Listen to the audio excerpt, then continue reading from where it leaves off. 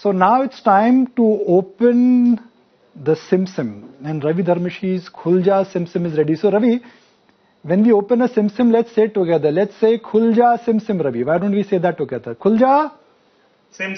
Okay, let the Sim open. And what is there in Ravi's Khulja Sim? Energy transition, number one theme. Ravi, why are you betting on energy transition? Are you betting on energy transition from coal to solar or coal to some other sources? So, see, energy transition is a very broad theme, and I think it's the need of the humanity. And this time around, even the economic survey gave ample space to energy transition as a theme, and it talks about how there will be various trade-offs that we will have to make. So, it is not one particular sector that gets impacted. In fact, it impacts across the board, so many sectors. The way the power is generated, so that is obviously one. Solar, wind, moving away from thermal and crude, and of course the power transmission, power finances, in general power equipment, and then of course the consumption of electricity, which is electrification of everything. So there are many buckets which get impacted through this theme, and just that the larger trend is so strongly in place, we cannot deny it. In fact, all governments are acting towards facilitating and enabling the same. So we already have seen so many, subsidies and socks being given to green manufacturing and industries focused on renewables.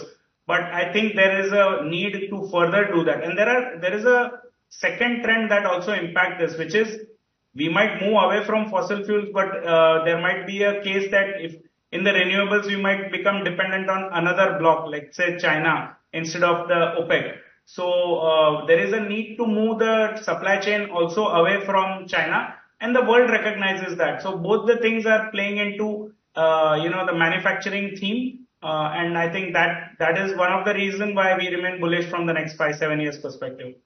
In one, Ravi, something one would say expected, but there are a lot of ways in which you can perhaps bet on rural recovery. So Ravi, if you think that rural recovery is round the corner, what is the best way to really bet on this rural recovery trend? Autos, FMCG, NBFCs, what is your sense?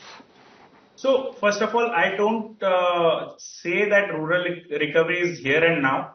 I am looking for those lead indicators which will tell me that government is worried enough about the pain in the rural economy, and they are incrementally going to start focus on it.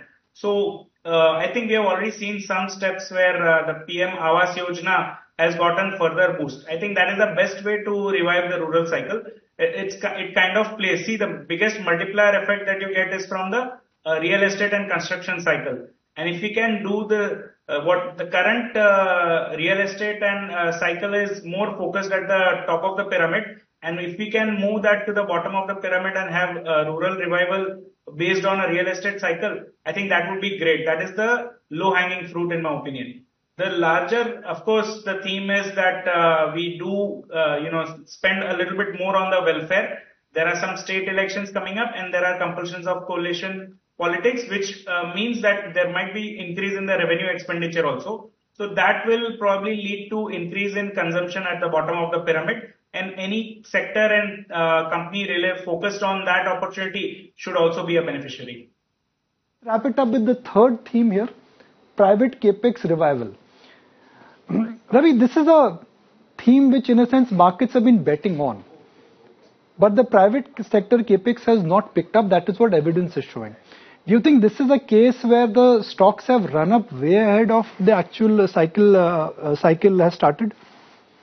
See, till FY23, almost 80% of the burden of capex revival was being lifted by central government.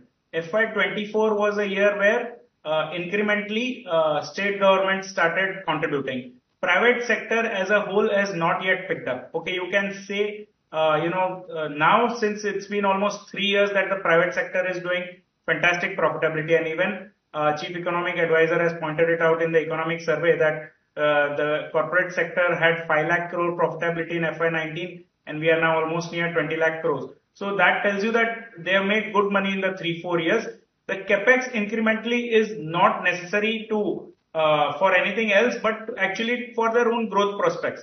The growth prospects are good, and if you want to sustain that, you have to do that thing. So I think government has done enough to incentivize the private sector capex cycle, and we should see the numbers start panning out in the coming time. However, I would still expect that in this particular year also, they might provide certain new sectors might get added to the PLI, certain more capex related subsidies or tax stocks might be provided. I don't rule that out, because it is very important that this transition happens from government-led capex to private sector-led capex, and I would be looking out for some incremental news over there as well.